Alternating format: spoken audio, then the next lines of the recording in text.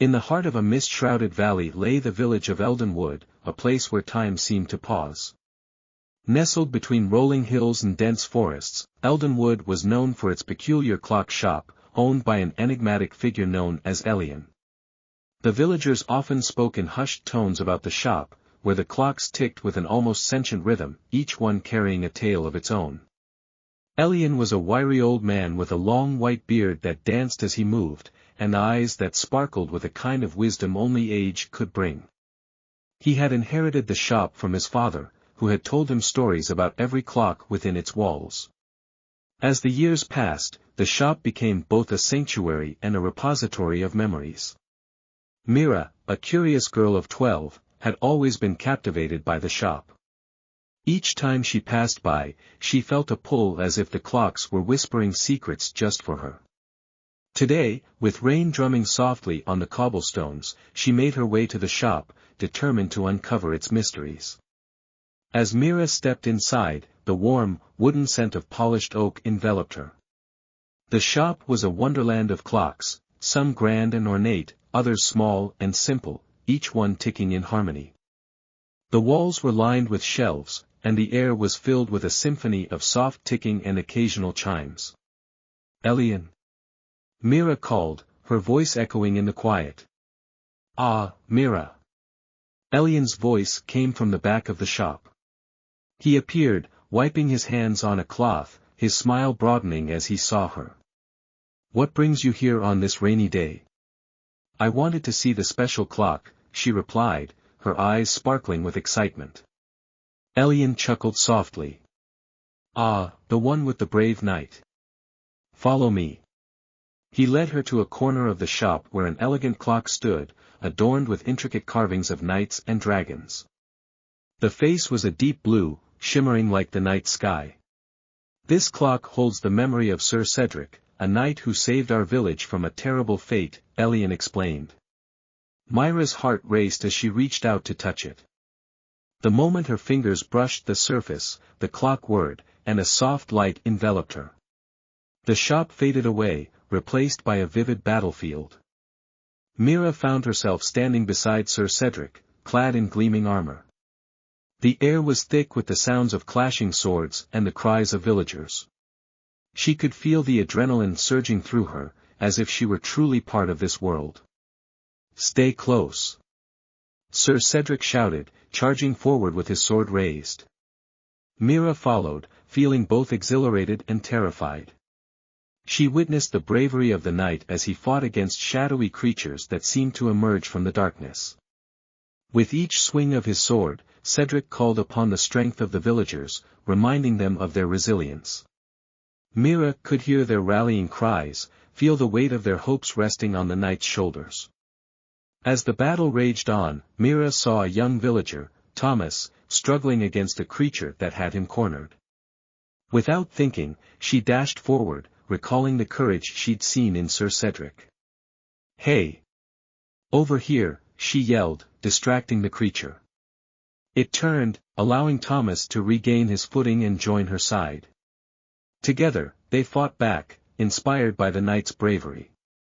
The tide began to turn, and Mira felt a sense of empowerment. The villagers rallied behind them, and the creatures started to retreat, their forms dissolving into the shadows. Just as victory seemed certain, a powerful creature emerged, larger than the others, its eyes glowing with malice. Sir Cedric stepped forward, determination etched on his face. "I'll handle this," he declared. Mira watched in horror as he charged at the creature, the clash of their powers shaking the ground.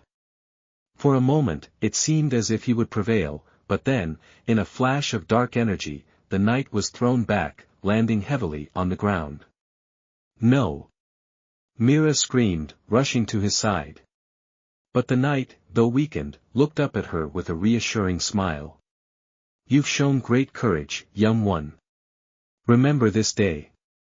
It is not only about strength but also about unity." With those words, the battlefield began to fade, and Mira found herself back in the clock shop, breathless and wide-eyed. Elian stood nearby, a knowing smile on his face.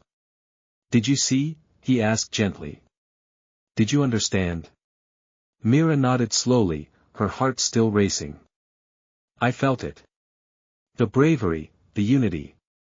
But what happened to Cedric? His sacrifice inspired the villagers, Elian replied. He became a legend. And every time this clock ticks, it reminds us of that courage. From that day on, Mira visited Elian often, eager to learn about the other clocks and the stories they held. Each clock transported her to different times and places. She danced at royal balls, explored enchanted forests, and even learned the secrets of ancient wisdom. Elian became a mentor, guiding her through each adventure. Remember, Mira, he would say, every story teaches us something about ourselves. One day, as she was leaving the shop, Mira noticed a dark figure lurking in the shadows of the forest nearby. It seemed to watch her, its presence chilling her to the bone. She rushed home, heart pounding, and told her parents about the figure.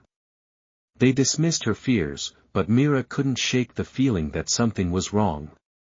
The next morning, news spread through Eldenwood, livestock had gone missing, and the villagers whispered of dark omens. The figure had come to haunt them once more. Determined to protect her village, Mira returned to Elian. We need to do something. The creature that Cedric fought, it's back, she exclaimed, her voice trembling. Elian's expression turned serious. We must gather the villagers and remind them of Cedric's bravery. They need to unite once more. Together, they rallied the villagers, sharing the stories of the night and the strength of their community.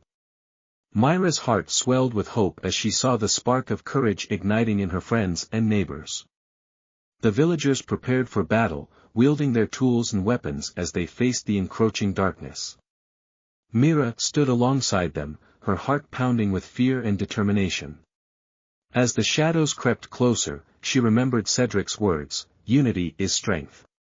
She shouted encouragement to the villagers, reminding them of their shared history and the bond that connected them. The dark figure emerged, and the villagers stood firm. Together, they fought back against the creature, their courage and teamwork creating a powerful force. Finally, with one last surge of strength, they overcame the creature. It dissolved into the shadows, leaving behind only a whisper of the fear it had caused. The village erupted in cheers, their spirits lifted. Mira felt a rush of pride and joy as she realized that they had done it together. Elian smiled at her, knowing that the legacy of courage would continue.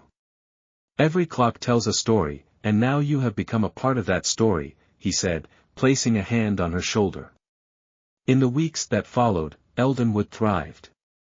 The villagers grew closer, sharing tales of their victory and the importance of unity. Mira continued to visit Elian, eager to learn and experience more adventures through the clocks. And as she grew, so did her understanding of bravery, friendship, and the power of stories. Each time she returned to the shop, she knew she was part of something greater, a tapestry of lives intertwined through time. Years later, as Mira stood in front of the clock shop, now hers, she gazed at the clocks that had once held the memories of others. She smiled, knowing that each tick was a reminder of the courage that lived on in the hearts of her village. The clocks continued to tell their tales, and Mira was ready to share them with the world. With every story, she kept the legacy alive, ensuring that the whispers of courage would never fade away.